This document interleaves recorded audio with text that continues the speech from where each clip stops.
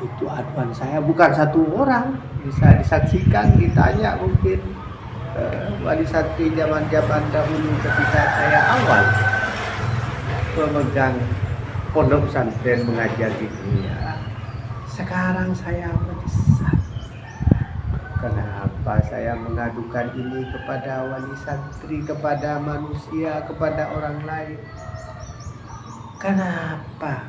Ya, alhamdulillah dibimbing oleh Al-Quran, jadi tidak boleh mengadu. Kalau bermusyawarah boleh, tapi kalau mengadu apa gunanya? Manfaatnya tidak.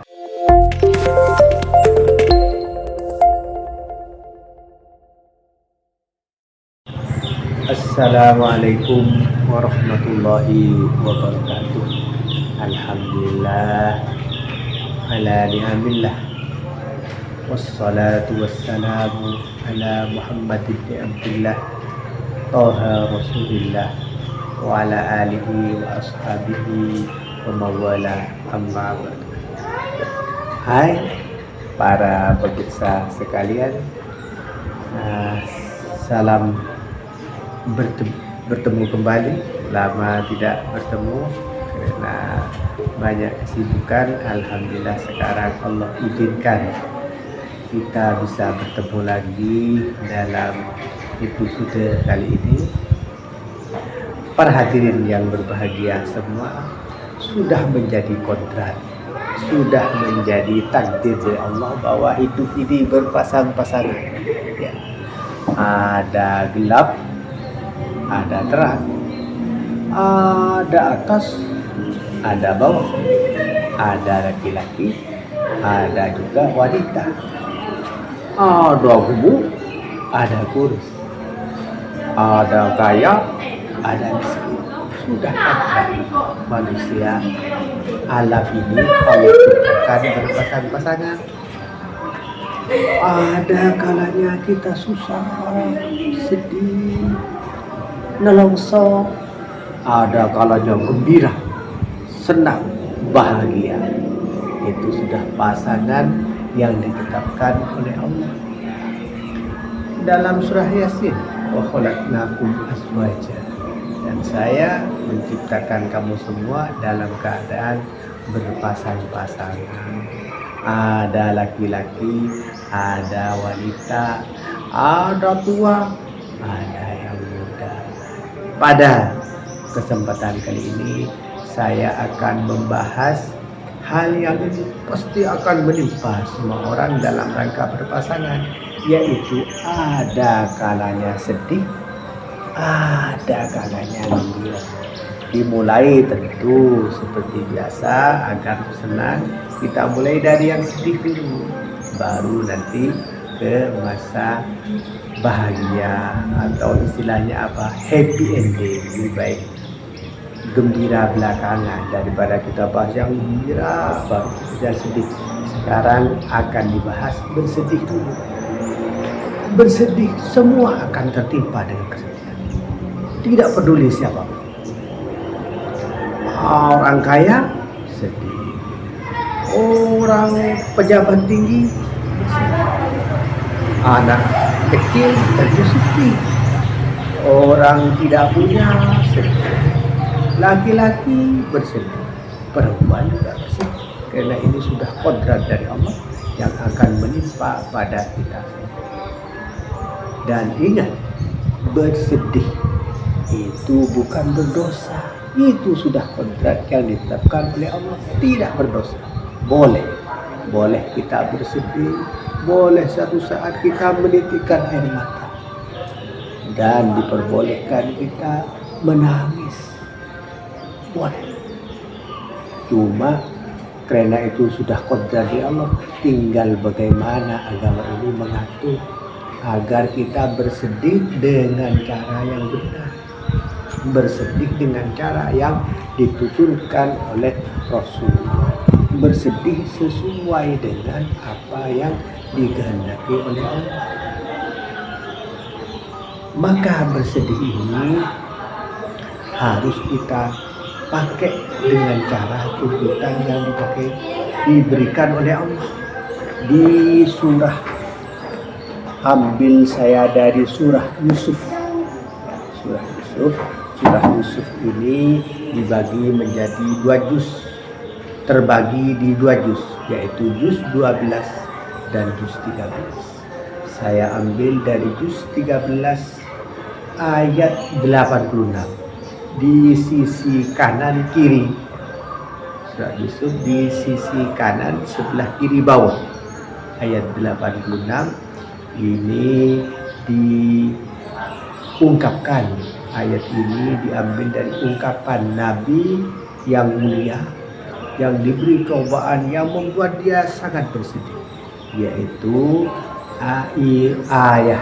ayahandanya Nabiullah Yusuf.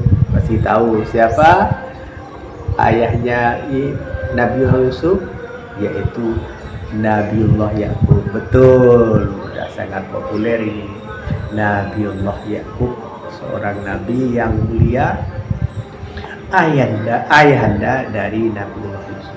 Di surah Yusuf ayat 86 itu Nabiullah Yakub berkata sebagaimana sudah difirmankan oleh Allah, A'udzu billahi minasyaitonir rajim.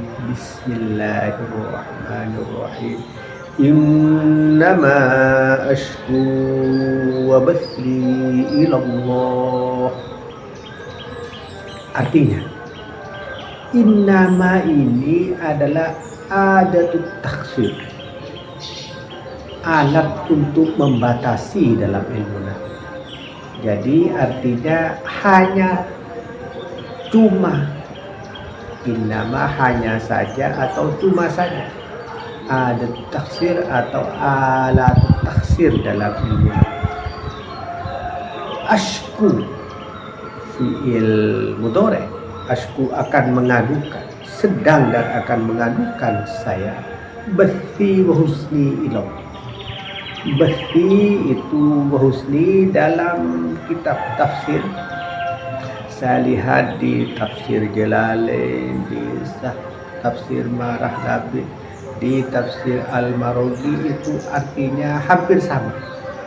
Apalagi di Al-Quran terjemah depan itu artinya hampir sama, tidak dibedakan.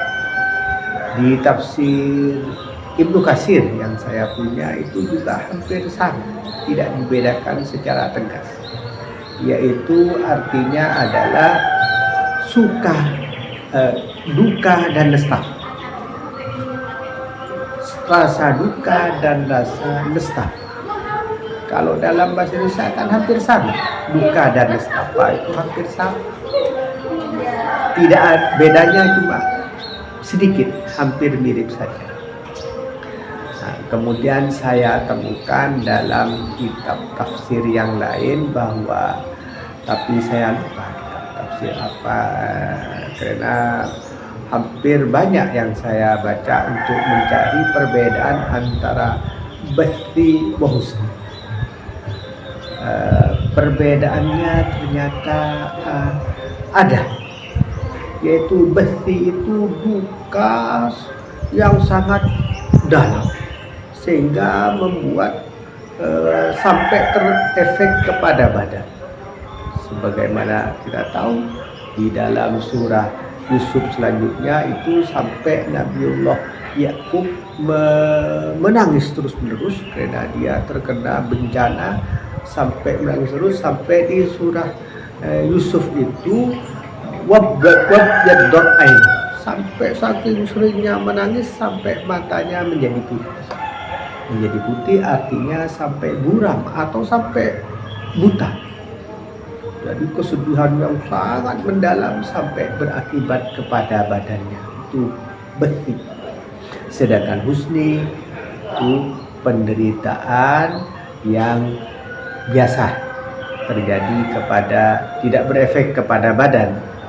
Penderitaan atau nestapa yang tidak sampai berefek kepada badan. Sedangkan bathi, penderitaan atau nestapa yang sampai berakibat kepada badan, seperti tadi diungkapkan wabyaddat ainahu, sampai kedua matanya menjadi buta. Di kitab tafsir itu juga diterangkan sampai buku. Jadi punggungnya Nabiullah Yakub sampai buku. Saking kena bersedih terus dia tersungkur sampai buku. Jadi ketika tegak tidak bisa, tetap buku begitu. Saking nestapanya dan berdukanya dia atas kehilangan putra tersayangnya, yaitu Nabiullah Yusuf. Kemudian diikuti oleh kebukaan berikutnya, yaitu diikuti hilangnya putra yang kesayangan selain Yusuf, yaitu siapa? Tahu siapa? Terkenali di pasti tahu. Ya betul, yaitu Bunyamin. Bunyamin juga hilang dari hadapan Nabi Yakub, sehingga kehilangan dua putra itu membuat Nabi Yakub sangat susah, sehingga tidak hanya berduka susah, tapi sampai berduka terus menerus menangis sampai matanya menjadi buta. Apa pernah kita mengalami seperti itu? Saya kira tidak ada. Paling menangis, paling banter ya 1 jam. Setelah itu berhenti, nanti menangis lagi setengah jam. Besoknya menangis lagi mungkin setengah jam. Tapi kan tidak sampai buta. Nabiullah Yakub sampai buta dan sampai punggungnya menjadi buta. Begitu berdukanya. Kita jangankan kehilangan anak, namanya manusia, jangankan anak, kehilangan benda, bukan anak, kehilangan benda yang kita cintai saja. Kehilangan apa? Kacamata, kehilangan uang, kehilangan HP sudah membuat kita susah.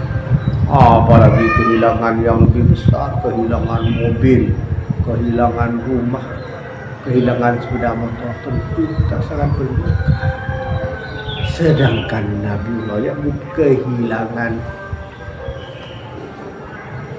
bukan benda, tapi darah dagingnya sendiri, yaitu Nabiullah Yusuf, diikuti dengan diikuti dengan Bunyamin, bukan Nabi. Tentu dia sangat berduka. Cuma semua duka tadi pasti akan menimpa kita semua. Cuma caranya bagaimana? Maka ikut dengan ayat Al-Quran tadi, surah Yusuf, innama ashku besi wa husni ilallah. Caranya adalah kita berduka boleh, tapi tadi hanya mengadukan, hanya mengeluh, hanya melapor cukup kepada Allah saja. Tidak boleh melapor, tidak boleh mengeluh kepada siapa saja. Inama hanya ayat tafsir, hanya saja, yang lain tidak boleh. Kalau biasanya anak muda sekarang karena sudah musimnya media sosial, kalau menderita, kalau mengeluh, kalau menemukan hal yang tidak menyenangi, maka langsung kudu cekrek. Aduh, makanannya kok begini, terlalu asin. Makanan, kalau dia tertimpa musibah jatuh, cekrek. Aduh, saya jatuh guys. Jadi mengeluh ke siapa? Mengeluh ke media sosial. Maka seperti itu jangan dilakukan. Kita mengeluh hanya kepada Allah. Termasuk saya sama. Dulu ketika awal-awal mengajar, ketika awal-awal menjadi ganti dari pondok pesantren, menghadapi anak-anak yang sangat nakal, mengaji tidak mau mengaji, sholat saja harus dipaksa. Maka kesedihan dan kedukaan ini kelirunya saya, jangan ditulis kelirunya saya, ini diadukan kepada wali santri. Ini kan salah, sudah sudah wali santri itu manusia biasa, terus saya mengadu, Pak, bagaimana ini anak kamu ini Pak, dia sholatnya sulit, mengaji jarang mengaji, sering keluar malam.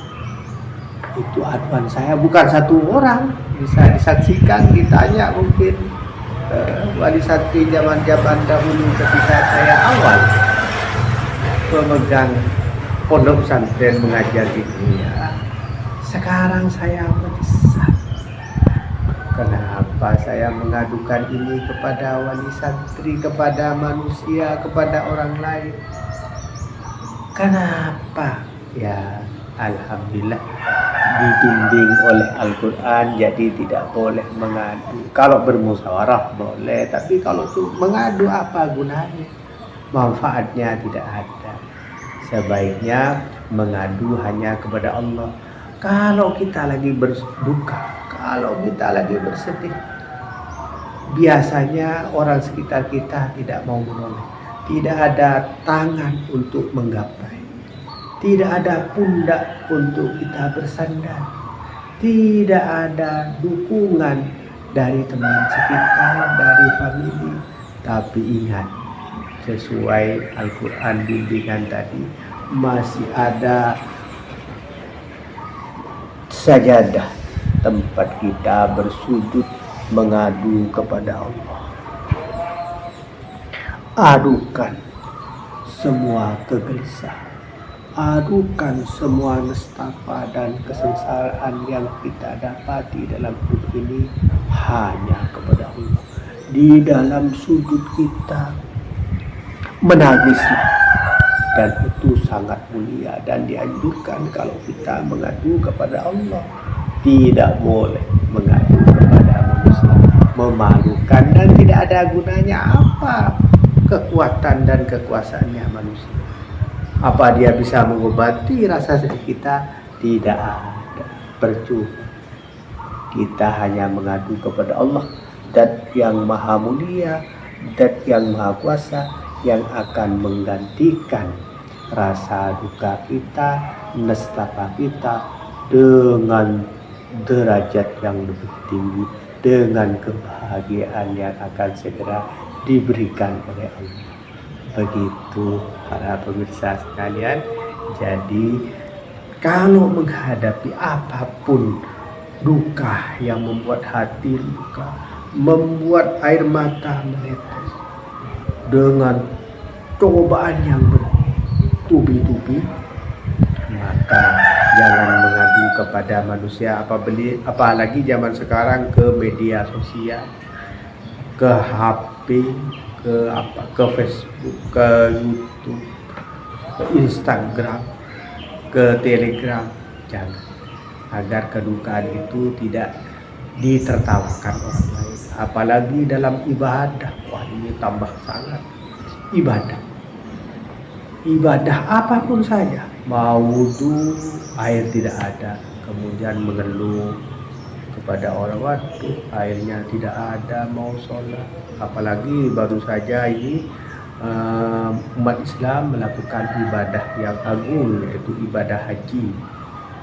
Ibadah haji tentu banyak melalui kedukaan-kedukaan, melalui penderitaan-penderitaan, baik berjalan ke Arafah yang panas. Tak tahu panas di Arab Saudi itu jauh dari Indonesia. Di Indonesia paling 26 itu sudah panas. Kalau di Arab Saudi 50 derajat Celcius. 50 derajat. Suhu air mendidih berapa? 100 kan? Jadi air mendidih 100. Jadi 50 derajat Celcius di padang mahsyar yang panas itu, di padang mahsyar, di padang Arafah yang panas itu separuh air mendidih. Air mendidih separuh. Maka ketika sampai ke Indonesia, biasanya jemaah haji mengungkapkan kesengsaraan penderitaan selama ibadah haji. Ini tentu mengurangi pahala dari ibadahnya yang sudah dilakukan. Jangan mengeluh kepada manusia. Jangan mengeluh kepada Allah, pasti Allah akan beri ganti yang lebih baik. Sudah banyak orang ketika datang ibadah haji, dia mengeluh kepada manusia, aduh bu, aduh pak, selama di Arafah saya panas, tenda saya tidak ada. Waduh, kalau di Arafah jangan.